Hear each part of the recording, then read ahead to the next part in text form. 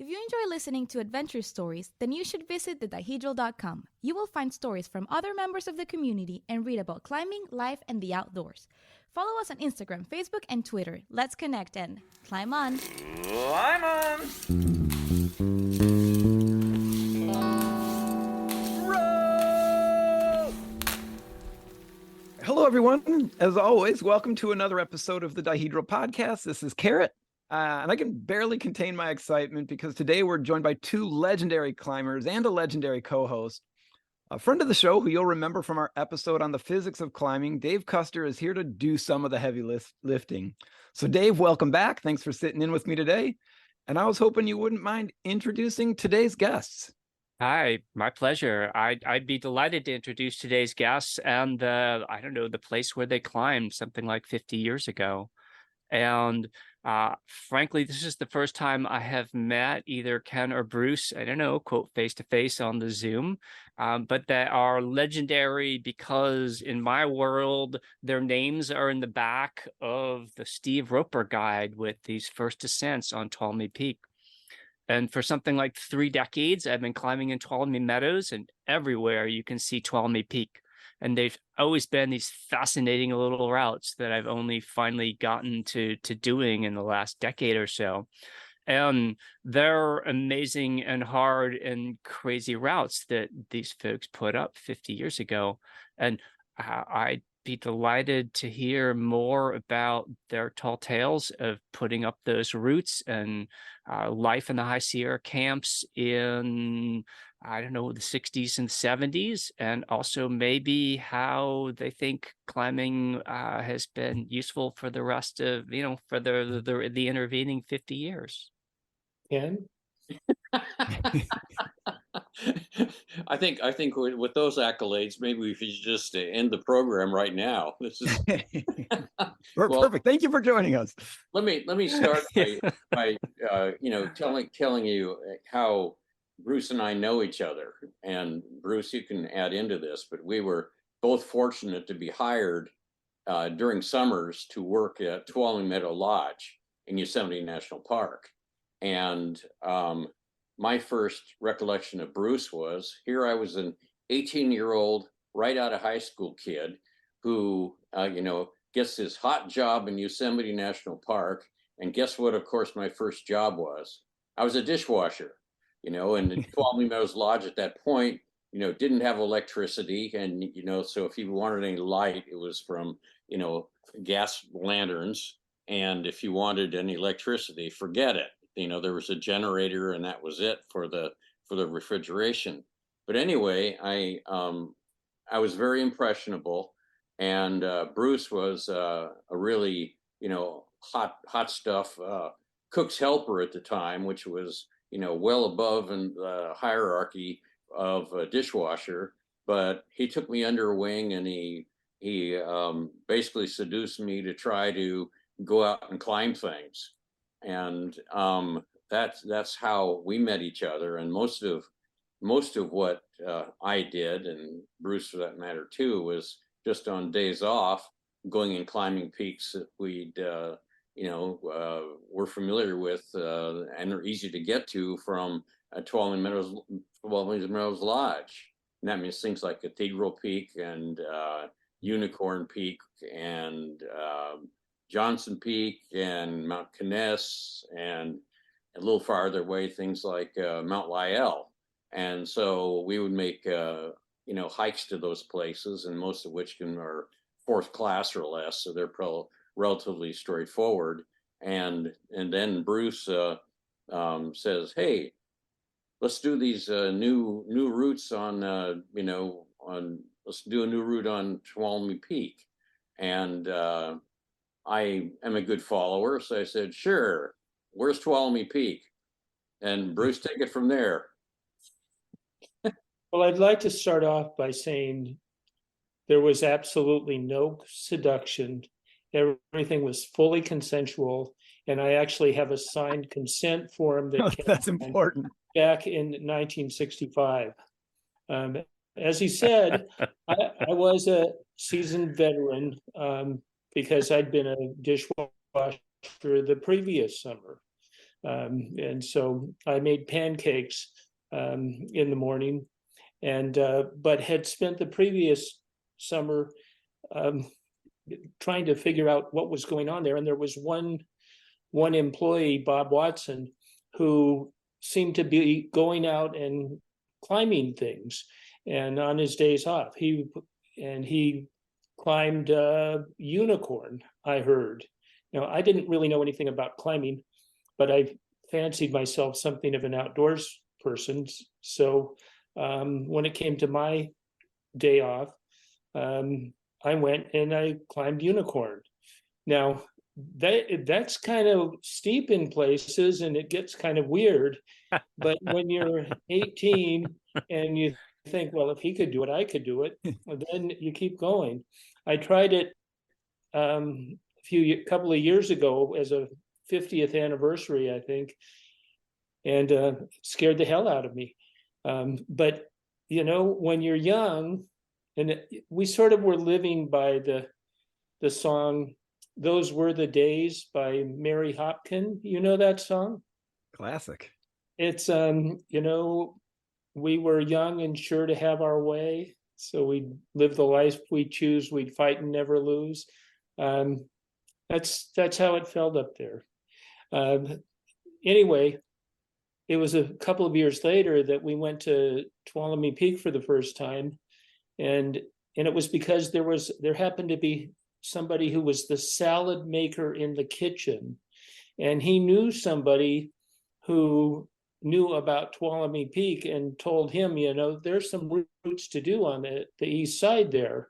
And so he told me that, you know, that Ken and I might have some fun there, and he thought that there would be something solid. And so this was, of course, in the days of the pitons. There weren't any cams, there weren't any nuts. You know, it's got a bit of an approach, as you know, Dave, and it's and we only had that day to do something. So we gathered up some pitons and slings and set off from May Lake. And when we got close to it, there's a really impressive cirque underneath, or what appeared to be a cirque underneath the face. And so we could just sit there for a while and look to see what might go. Of course, there was nothing in the climber's guides, and the climber's guides that they had back then were really kind of sketchy, and we kept forgetting them. But here we didn't need one, and so it was kind of clear that there was a face, and it was kind of broken off to the left-hand side of it, a left face sort of open book, which might have been called a dihedral. So I don't know whether this program is left-facing dihedral or right-facing dihedral, but this was one. Depends on. That's great. And so, you know, we started up the left-facing open book, and after a while, climbing got easier, and we had a choice, and so we could keep going straight up, but that looked like it was actually more climbing. And if we went off to the left on kind of a wide ledge, we could we'd get to the top, and it seemed, you know, safer and easier. And so we took the route that was they were both less traveled, I think. Yeah. But so we took that one, and it you know, was fun just to be up there. And there is something, you know, exhilarating about doing what you believe is a first ascent, even if you don't know it's a first ascent when you do it. It's unbelievable. I don't know if you guys mind talking about maybe some of the gear that you brought up, because I feel like there's a lot of people who have just begun climbing in the last, let's say, 5 years or 10 years, and all they know is a world of like really good rubber shoes and like these really comfortable harnesses and these ropes that have a lot of like give when you fall. What was just the climbing like, and what was the gear like when you guys were trekking through? Let me interject here is how we got into, or I got into technical climbing. And I was still a follower with Bruce, and this was one winter or one spring. He was a student at Stanford, and I was a student at University of California at Davis, and we would meet somewhere along the line and then rendezvous for a weekend in Yosemite. And we had a third friend named Jim who we talked into going on a minor climb in Yosemite Valley called Monday Morning Slab, I think it was, or Bruce, do we decide it was something else? Sunnyside Bench. Sunnyside Bench. All right, we were in Sunnyside Bench, and here's what we had for equipment at that time. We had a rope, which may have been a hemp rope. I don't really know. It was 120 feet of gold line, the one of the least practical ropes imaginable. That's terrible. You could not do anything without it kinking. It was kinkiest rope ever. It was gold line. So kind of stretching, and so it was really best if you didn't fall because you'd never know when it was going to stop stretching. Well, Bruce was the only one of us that had any, equipment, and I think it was a couple of pitons that were required on this climb. And of course, what do you do for a hammer?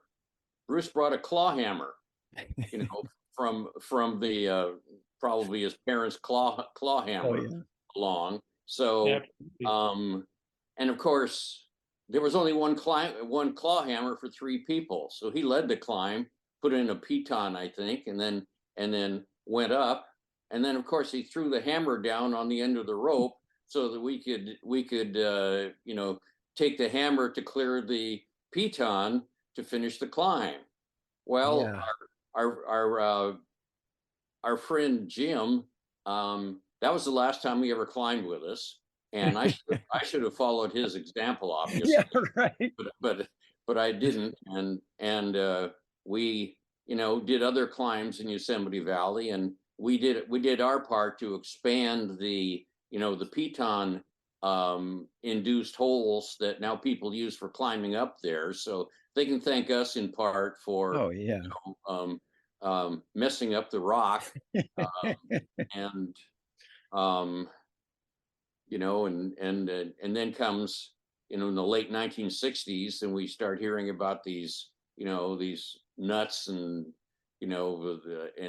and things, and we did a little climbing with those, and and I think much of what we were doing was inspired by reading that we'd done.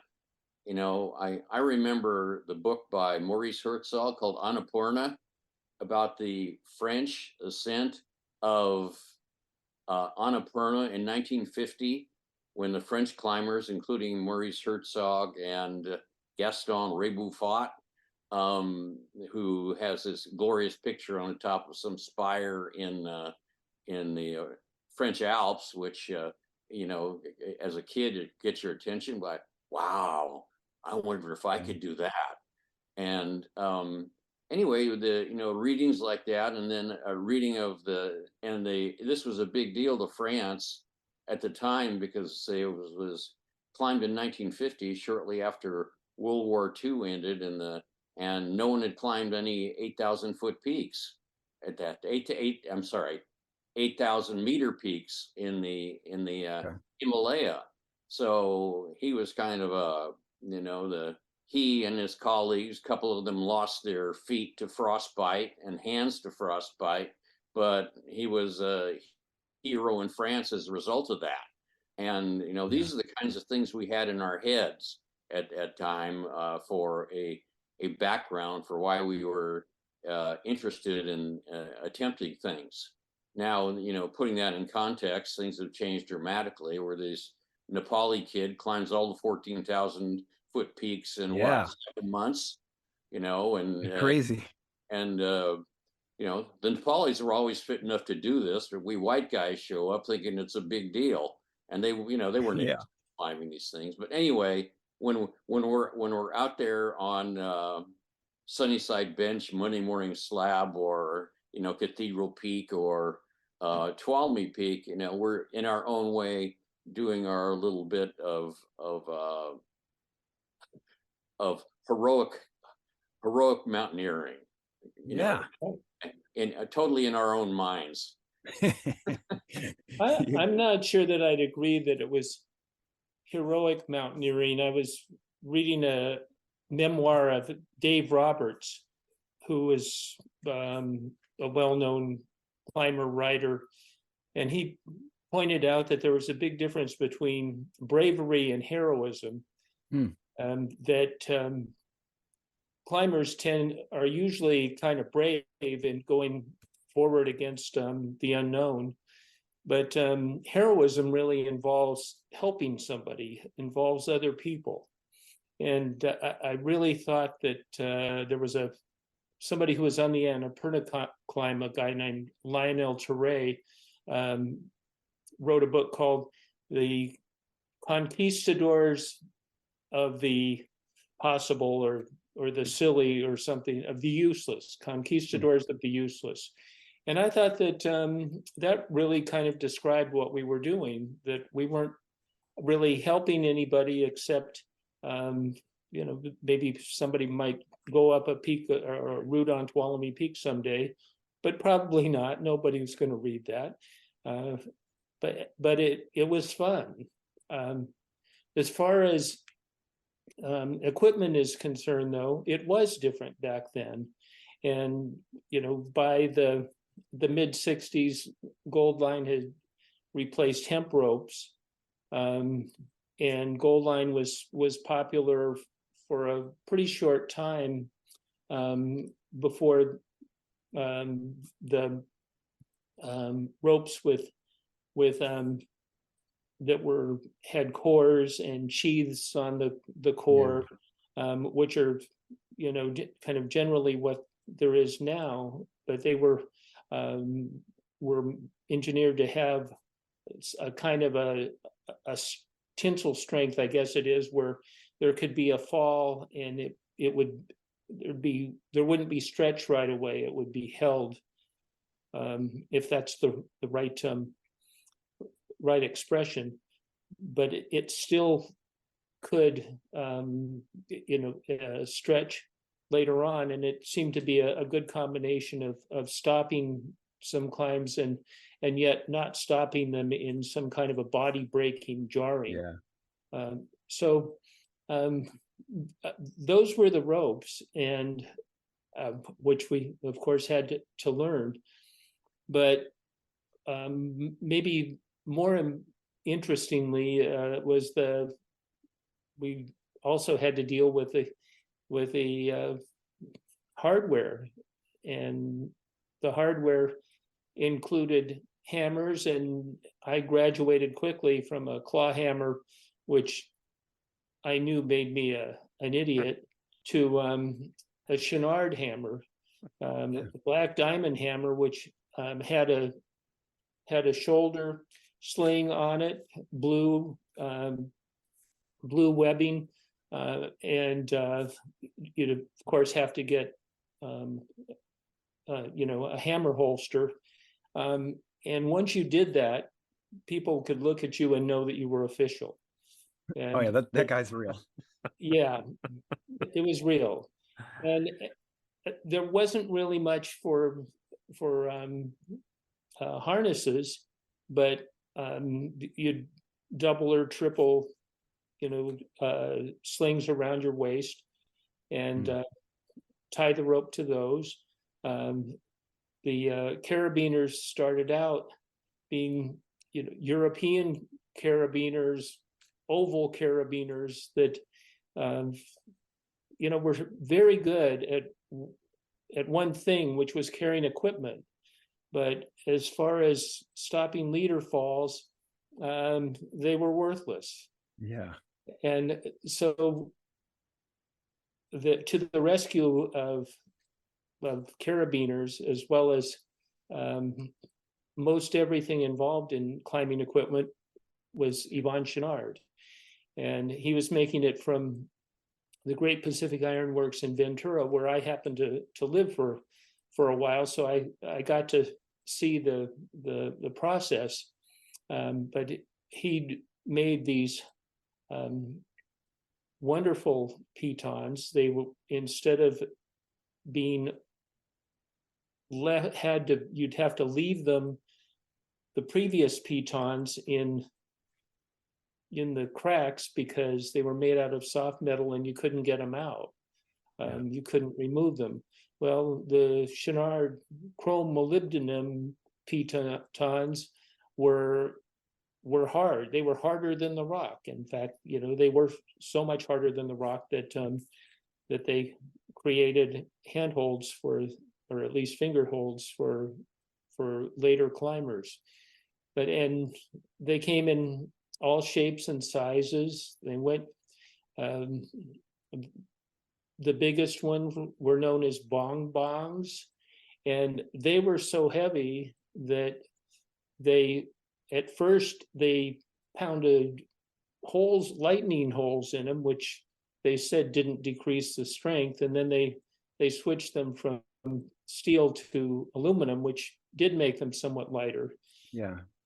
But it was at the other end, for really narrow cracks, there were pitons like knife edges that where you'd be maybe kind of creating a crack, but would be something that would drive a couple of inches into the crack.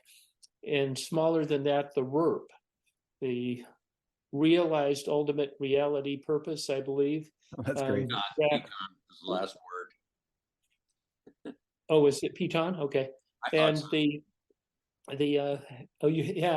And have you ever hung on? I still have one actually, but of course I've never used it.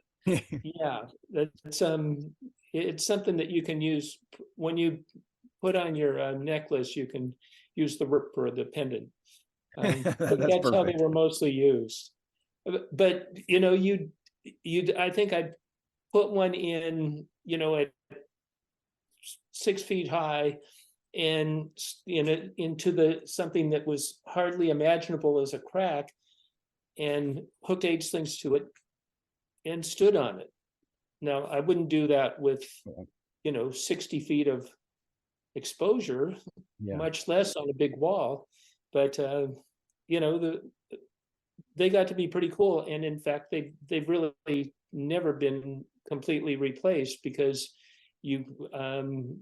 all these wonderful nuts and cams and stoppers and all that, which make the world so much better otherwise, just can't be used everywhere. That all became apparent to me in the early 70s, when there was a transition that people were going from traditional climbing with pitons to clean climbing. And the leader of that, as he was on so many other things, was Royal Robbins, who was maybe Yosemite's best climber, but he went over to England one summer and climbed with the locals there, and used things like pebbles and rocks and cracks and tying slings around them, things to stop fall in a natural way that didn't disfigure the rock. And he came back writing articles, telling anybody who'd listen to him that clean climbing is the future, and the future is now. So it's time to stop. Now, I've got one story about how that affected me, and that's shortly after he came back from England. He climbed a route called South Crack, which is a well-known, pretty beautiful crack above Tenaya Lake. And the main pitch of that kind of starts off as more a finger crack, somewhat larger, but then gets narrow and narrow and narrower as it gets longer. And I just had a few nuts, and I borrowed a couple or something, but I had some pitons for backup, and I used a couple of pitons at the end of that crack to, I thought, save my life in case of a fall. And so I got back, and Royal and I talked about it, and he said, "And you used pitons on, my crack?" it's not that he'd done the first ascent, but he assumed ownership. Yeah. And I said, I was scared. And he said, thought about it and said, well, I mean, if you're worried about, great bodily injury or death, I guess it's okay to use pitons. But otherwise, just take your chances and climb clean. And, as in so many other ethical areas, Robbins was the leader, and people fell into place. And so not too far into the 70s, there was almost all clean climbing in the valley and the high country. Yeah, Royal Robbins is a stud. It wasn't too long ago that I read like the first section of his autobiography, and you kind of get that feeling of that trajectory of clean climbing. That story is amazing. I like how the line is, if you're gonna die, then maybe you can put something in the rock. Dave, if you don't mind me jumping in and just asking one more question, it's a short one. But you guys mentioned when you were working at the lodge, we've got like the dishwasher, then we've got like the cook and the salad maker. I was wondering like who ordered like the importance of who gets what in that position while you guys were working at the lodge. Like, how do you move your way up to salad maker? That sounds like a...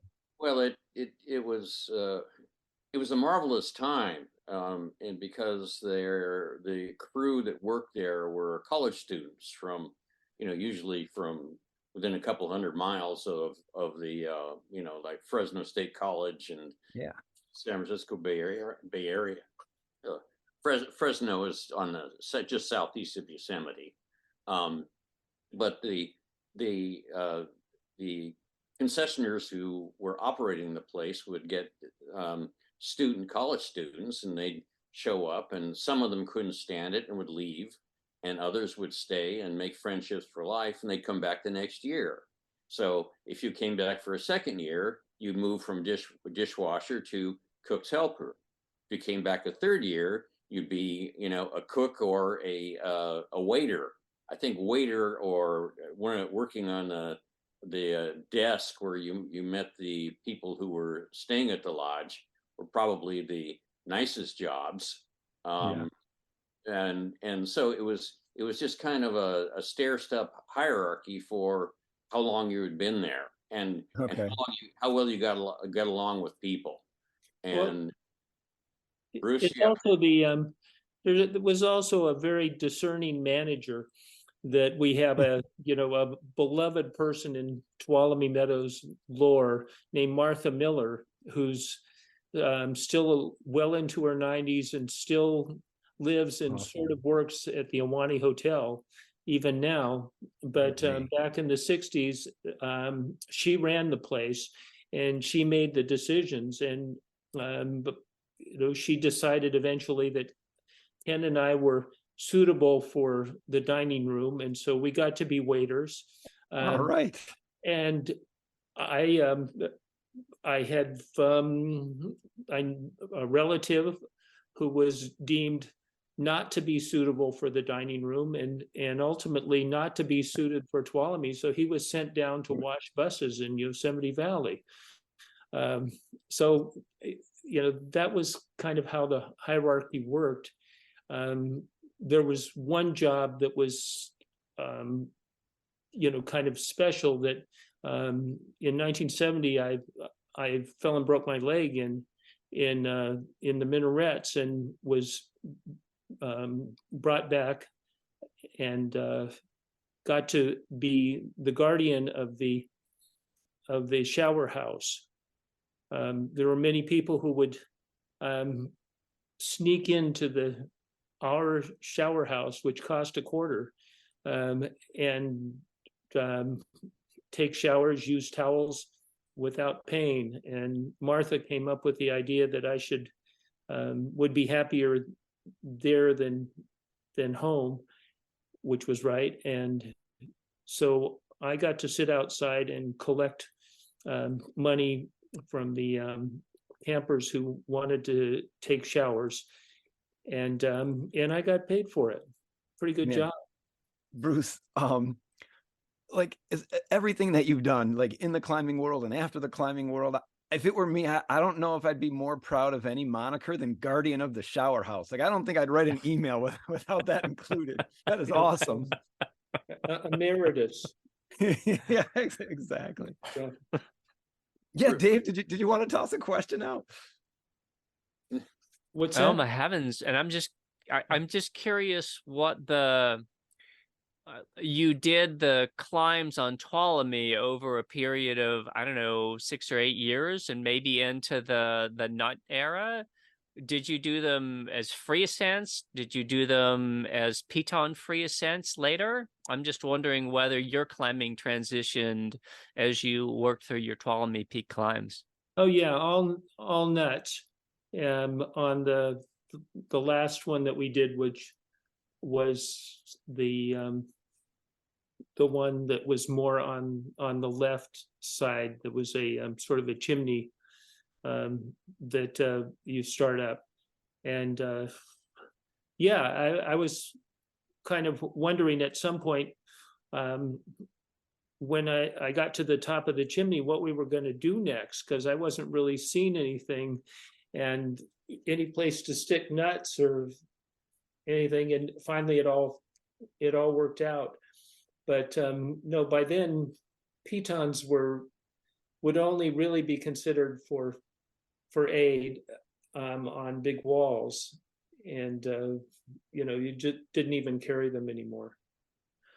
I mean, for anybody who's not familiar with Yosemite, it's big, and there's a lot of different places to climb. Was there any rivalry between lodges or camps or the types of climbing that you guys experienced while you were there? No, I mean, this was it was a big place, but especially Tuolumne, there weren't that many people. In the valley was a much smaller area because everybody's crammed together and all the climbers are at Camp 4 and so forth. Yeah. But at Tuolumne, kind of people drift in, drift out. There might have been some rangers who climbed. We'd hear stories that somebody had come through. There was once a valley climber named Wally Reed who was on the first ascent of the big wall of Fairview Dome there in 1958, which was a really big deal at the time. But he came up and was, asked Martha for if he could take somebody up the, southeast side of Cathedral Peak. And so she volunteered, I think, Ken and me. Didn't we climb with Wally Reed? Ken? I did, yeah. Yeah, I did too. I think it was at the same time. I also climbed with him at Fairview Dome, left side of Fairview Dome. Oh. I was lucky, and I learned at the time that he was actually a graduate student at UC Davis in botany, and I always wondered what happened to him. Yeah, those were the days when it seemed like most climbers, young climbers, just had this attachment to science or engineering or things that had problems that needed solving. Maybe I don't know what it was, but Ken's been a biology professor for his career. Wally Reed was doing that. The other person on the Fairview Dome ascent, Chuck Pratt, the famous valley climber, he was an engineering dropout at Berkeley. Yeah. I mean, there was this technical bent that I'm not really sure where it came from. I think there's got to be something to it. I mean, you look at some of these people with these careers, like these problem-solving careers. There's like a weird distribution of climbers that get into something like that, at least. So you guys were going to school, you're working, you're climbing, and how did that trajectory move forward from like your time over there in Yosemite to where you eventually went to throughout, the rest of your careers?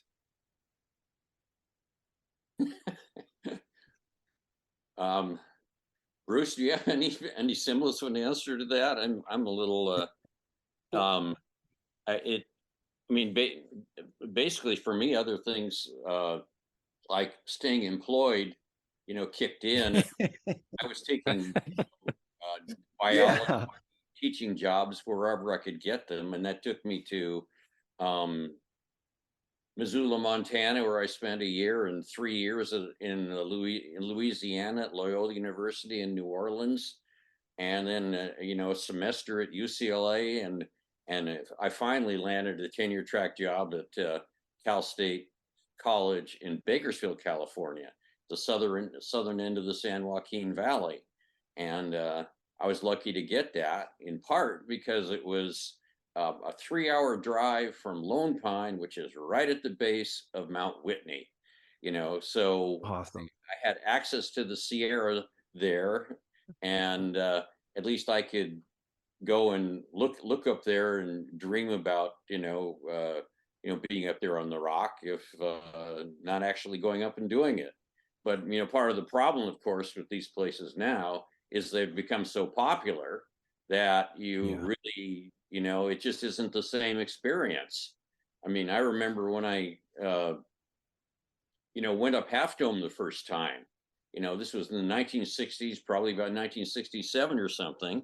I drove or hitchhiked from Tuolumne Meadows, the 50 miles down to Happy Isles in Yosemite Valley, got out of the car, parked, went up the cables in the back of Half Dome, went up there and looked around and said, this is pretty neat, and went back down. Now, Great. and I got back down to 4 or 5 o'clock and saw a ranger who was talking to somebody about, wow, how it takes you 2 days to do it. You got to go up there and camp. And here I just done it in a day. And of course, I was acclimated to 9,000 feet, and I was 18 years old or 20 years old. So it was no big deal. But now you look at these photographs of the number of people that are on the cables going up Half Dome. It just isn't the same experience. These places are being loved to death. So Man, that's a great way to put it. it's a different experience completely. I don't remember what the question was. I just got on a No, I was tangent. just looking at your trajectory. It's funny that you mentioned. So when you made it to, I mean, I don't think there's really a lot of rock to climb in Louisiana, but Missoula has some rock. Did you stick with climbing throughout your travels? No, I did not. I did not. When I was, I think you'd call me a mountaineer after that. All right. I would climb mountains and up to 1980, and my wife and I hiked up with Bruce too, things like Mount Shasta, which is 14,000 feet, and that's hiking with crampons on, Right. and it's Bruce has dabbled in it because he has a son who's a climber who is in Phoenix now, but not Phoenix, but Tucson, Arizona, and I don't know if Jed climbs much. Bruce, did Jed climb? Did you climb with him? Yes, and not not so much. We keep talking about it, but for me, I went on to law school. Didn't do really very well at law school because quite often I'd spend weekends instead of studying, going to the valley with Ken. Yeah. And we had, especially in the fall, Exactly. it was so wonderful to get away from all that. And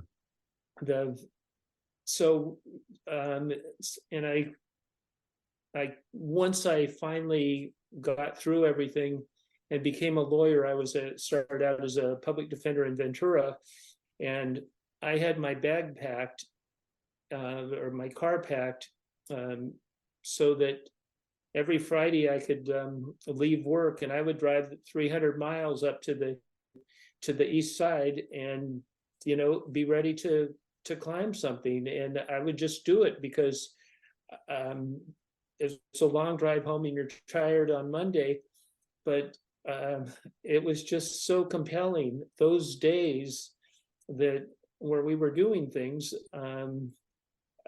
together in the mountains when we were young. I mean, it still feels special, and still feels great to be up there. We both been up to the east side of the Sierra recently. So I don't know. I think it gets in your blood. One thing that's different, though, if you were for people who are doing it now to begin with, is that we had climbing seasons. Yeah. In the winter, you didn't climb. I mean, you didn't do really anything. And then in the spring, you kind of came out of hibernation and, went up to the valley and climbed something that wasn't too hard and kind of gradually got into it. This summer was, the high season where you'd be climbing long and hard. And then the fall was a wonderful time to just enjoy yourself, and the cycle would repeat. But this 24/7 kids' birthday party at the climbing gym, it's way different now than it was then. Yeah. Man, you mentioned that what is it, the 14 peaks, and you guys remember that image where I think they're going up Everest and there's just a line of people going up Everest. That's just not how it used to be. It's probably not how it's supposed to be, but I can't even really imagine what it's like to go to a crag and not have to wait for a route or anything like that. So I don't know. I feel like I missed out on the glory days. Well, you did. I mean, you so missed out on those because back then we could, Ken and I wandered up to try and climb something around the Echo Peaks, and we got to the bottom of Echo Peak #1, no climber's guide. Well, it looks like this might go, and so it became a route. I was with some other friends on Tresidder Peak once, and went up there and forgot the climber's guide. It became a route, and you could do that stuff, and I think quite often there were a lot of climbers from the valley who weren't used to doing approaches, and they would come up and they would want to do short approaches around Tuolumne. And if you wanted to go walk as far as Tuolumne Peak, or even up to the Echo Peaks, about anything that you climbed that was not the easiest route had a chance of being a first ascent. Yeah, that's amazing. Dave, did you want to chime in with another question? And I'm just thinking, Tuolumne Peak is still quite deserted. I think in 5 years of spending a lot of time up there, I've seen 2 other hikers, 3 other hikers. If there were climbers, I brought them with me. Man, so I feel like Tuolumne Peak is still a little bit distant. Yeah, I feel like we should cut that out. Like, let's keep them away. Tell them. Oh like, yeah, no, don't tell No. anybody.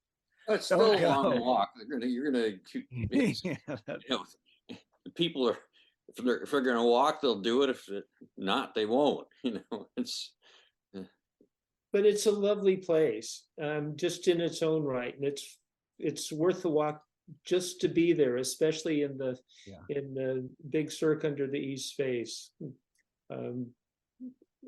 Really well done, well worth it if anybody wants to take the time.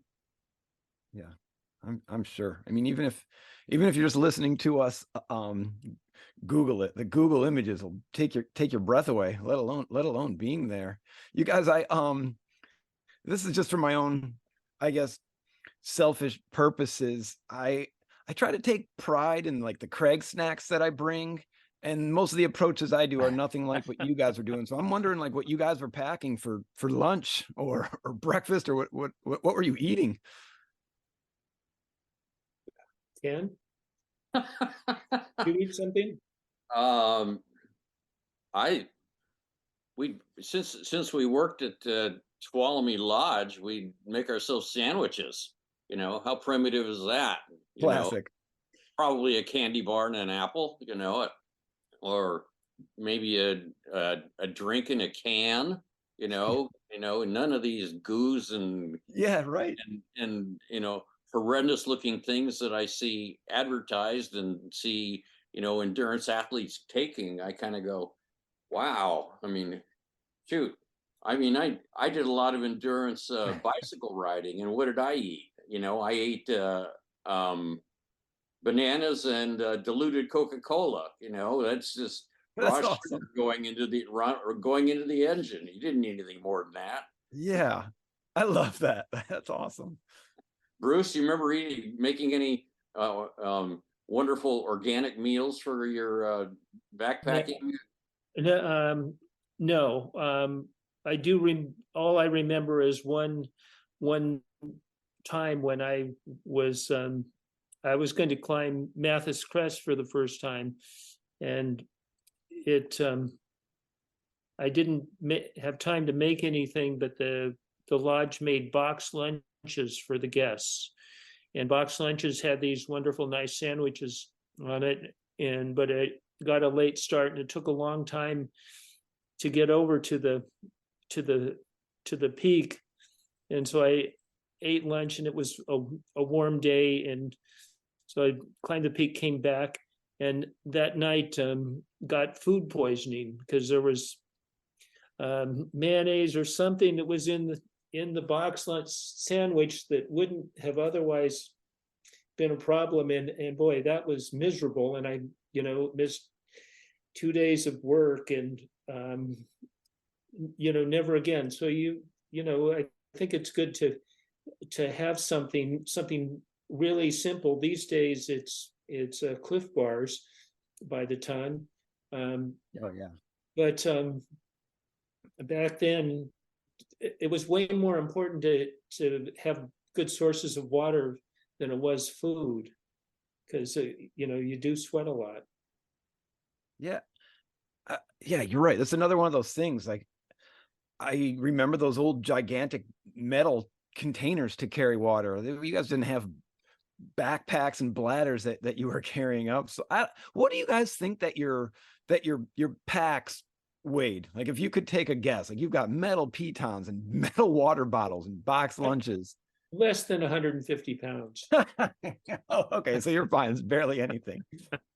Well, in as much as these were mostly, day enterprises, you didn't have to, carry anything except a lunch and a minimum of climbing gear. I mean, we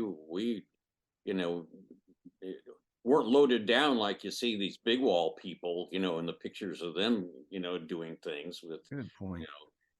this thousands of dollars worth of equipment staring at you. We were pretty minimalist in that regard. So it was the load. I was a big wall guy in the valley for a while, and would either have or borrow those big racks that were heavy enough so that I was really afraid of free climbing anything. I mean, they were great for aid, but when you're carrying 20 pounds on each shoulder and you're trying to make a 5-6 free move, it seems like it might go better as A1. And so it was daunting, and it's been a boon for not only the cracks, but also for the climbers, that climbing's so much cleaner than it was. Yeah. So we're just about out of time. I mean, that was probably the quickest hour of my life. But Dave, I wanted to see if you had another question or another thought you wanted to. Oh, and just two silly ones from, again, just, I don't know, climbing now and climbing then. One is what did you have on your feet? And the other is, how good were the weather forecasts? Well, I know what I had on my feet, and that was the climbing boots to begin with.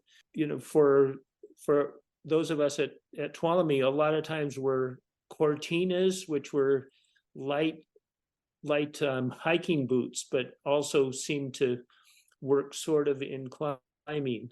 The climbing shoes that people would wear, there was one kind that was really good for edging, and the Royal Robbins boots that came in were good for edging. But what really worked were things called Kronhoffers, which were good for smearing. holds, especially good on Tuolumne domes. So the edging is and since then, with 510, all the different kinds of boots there are, there's so many better shoes, way better shoes than what we had then, way better equipment than what we had then, or at least so we say as we rationalize our difficulties on hard climbing back then. Well, I remember one thing we would do with our cortinas to make them last longer was take epoxy glue and paint it on the toes, so that they would have a longer lifetime. Otherwise, they get worn out pretty darn quickly. But it was just basically a hiking boot. Nothing special at all. That sounds rough. Man. Well, but sometimes big boots were good if you had to go up like a 2.5 inch crack. You could take those boots and they jam in perfectly. That's awesome. Yeah, that's a great point. So no pressure on you guys at all. I don't really love these types of questions when I get asked them, because I never have a good answer, but maybe you've got something that you could throw out there. Just kind of in closing, if you guys could maybe share a piece of advice, or, I mean, you guys have been in and around the climbing world or through the climbing world in different ways throughout your life. And then all these experiences where, you acquire wisdom and experience and perspective. And I was wondering if there's a couple of things you might be able to share to climbers who are coming up, but, also have lives to get through as they move forward. Anything to help balance themselves in the world that we're living in. Ken? Yeah, just anything. First, words. Probably the first thing I'd say is don't have children. That's seems to have been a major interruption in Bruce's life for a lot of things. My wife has 2 sons, and that was a lot easier way for me, somebody else did, marry someone who's got them if you want children. And one thing that has struck me is how popular some locations are, whereas other locations aren't popular at all. Go somewhere besides where the crowd is going. You can have a magnificent experience there.